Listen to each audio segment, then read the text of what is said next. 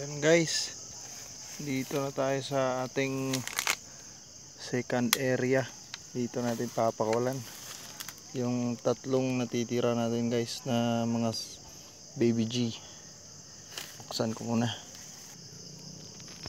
Yan, dito lang natin sila ilagay.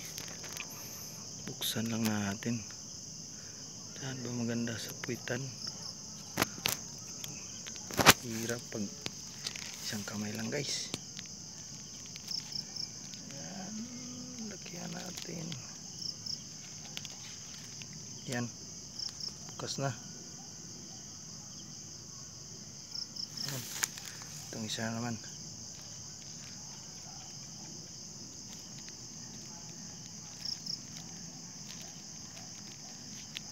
Oops. Yan, bukas na guys.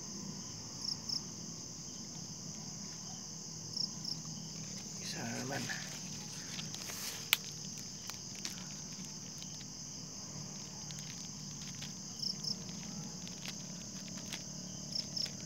Yan, okay na. So bukas na yan guys. Dito bukas na. Dito rin. Pati dyan. Ayan na sila. Dami guys. Ayan. So, paalam mga kadlinsoy. I hope lalaki sila dito.